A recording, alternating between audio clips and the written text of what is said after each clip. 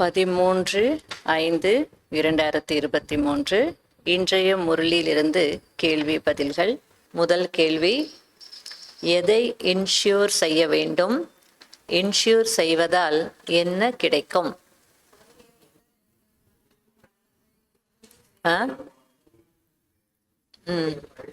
பழைய உடல் மனம் பொருள் இன்ஷூர் பண்ணணும். என்ன கிடைக்கும்? பழைய மனம் உடல் பணம் இதை இன்ஷூர் செய்ய வேண்டும். வெறும் இன்ஷூர் செய்வதனால் எல்லாம் புதியதாக கிடைக்கும். இரண்டாவது, அறியாமை இருள் எப்போது நீங்கும்?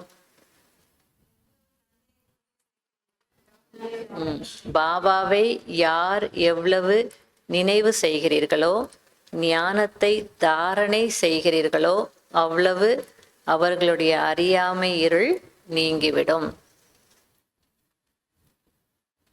மூன்றாவது, சந்நியாசிகள் எதை சொல்ல முடியாது, ஆனால் பாபாவால் மட்டும் அதை சொல்ல முடியும்.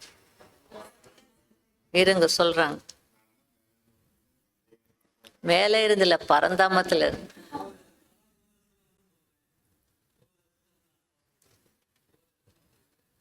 பரந்தாமத்துல இருந்து நான் தான் வந்திருக்கிறேன், என்ன நினைங்கன்னு வேற யாரும் சொல்ல முடியாது. அப்புறம் காரிலிருந்து நான் உங்களை விடுவிக்கிறேன், வெளிச்சத்தை கொடுக்குறேன், நான் தான் தந்தைங்க முதல்ல அதை யாரும் சொல்ல மாட்டாங்க. கூடவே அழைச்சிட்டு போறேன்னு யாரும் கேரண்டி கொடுக்க மாட்டாங்க. நரகத்தை சொர்க்கமா மாத்துறேன்னு சொல்ல மாட்டாங்க. பவித்ரத்தாவனுடைய மேனர்ஸ் யாரும் சொல்ல மாட்டாங்க. பவித்ரத்தாவனுடைய மேனர்ஸ் யாரும் சொல்ல மாட்டாங்க இல்லையா? இப்படி சிந்திக்கணும். சந்நியாசிகள் கூட தன்னை பரம்பிதா பரமாத்மா என்று கூறிக்கொள்கிறார்கள். ஆனால் நான் பரந்தாமத்திலிருந்து வந்திருக்கிறேன் என்று சொல்ல முடியாது. நான் பரந்தாமத்திலிருந்து வந்திருக்கிறேன், என்னை நினைவு செய்யுங்கள் என்ற இந்த மகா வாக்கியங்களை பரமாத்மாவை தவிர வேற யாரும் சொல்ல முடியாது. நிறைய இருக்க முரளில கேள்வியில ஒண்ணு போட்டிருக்கோம். நாலாவது,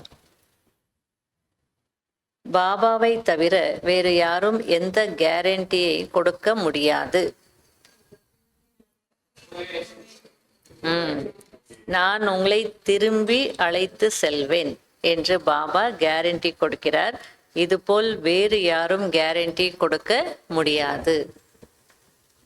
அஞ்சாவது, விடுபட்ட மேலான நிலையில் இருப்பவர்கள் யார்?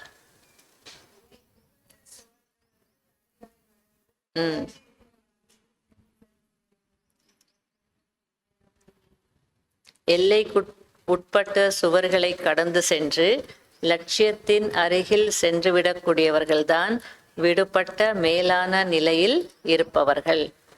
ஆறாவது, எப்போது ஏமாற்றத்தை அடைய மாட்டீர்கள்? அனுபவங்களின் அத்தாரிட்டி ஆகும் போது மாயையின் விதவிதமான ராயல் ரூபங்களினால் ஏமாற்றம் அடைய மாட்டீர்கள்.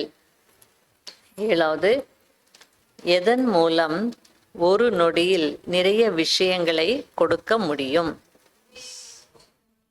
உயர்ந்த பாவனை, உயர்ந்த விருப்பம், உயர்ந்த உள் உணர்வு, உங்களுடைய இதயத்தின் புன்முறுவலின் மூலம் ஒரு நொடியில் கூட யாருக்காவது நிறைய விஷயங்களை கொடுக்க முடியும். சுப பாவனை, சுப விருப்பம், விருப்பத்தின் உள்ளுணர்வு, மேலும் என்னுடைய மனதின் புன்முறுவல். அதனால மனம் எப்பவுமே எப்படி இருக்கணும்? புன்முறுவல் இருக்கு, முக மலர்ச்சின்னு இல்லையா? அந்த மனம் எப்பவுமே மலர்ச்சியில இருக்கணும், மலர்ந்து இருக்கணும், அல்லது மகிழ்ச்சியா இருக்கணும். fill up the blanks. எந்த அளவு டேஷில் ஏறுகிறீர்களோ அந்த அளவு டேஷை அடைவீர்கள். ஞானத்தின் படிகளில் ஏறுகிறீர்களோ அந்த அளவு சத்கதியை அடைவீர்கள். இரண்டாவது, முக்தி ஜீவன் முக்தியை அடைவதற்கு டேஷ் இருக்க வேண்டும். தெய்வீக பழக்க வழக்கங்கள் அல்லது தெய்வீக நடத்தை.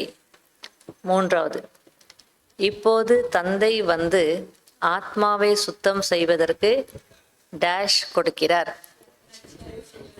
லட்சியம் என்ற சோப் கொடுக்கிறார். நாலாவது, என்னை நினைவு செய்தால் டேஷ் விடுவீர்கள், என்னிடம் வந்து சேர்ந்து விடுவீர்கள்.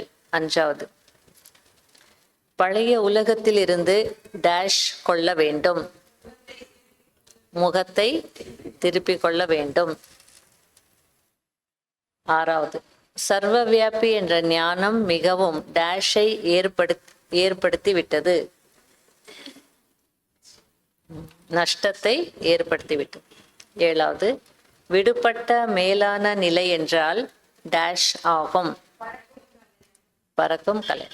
எட்டாவது, யார் வந்தாலும் அவர்களுக்கு அவசியம் ஏதாவது டேஷ் கொடுங்கள், யாரும் டேஷ் செல்லக்கூடாது, பரிசு கொடுங்கள், யாரும் வெறுங்கையுடன் செல்லக்கூடாது. ஓம் சாந்தி.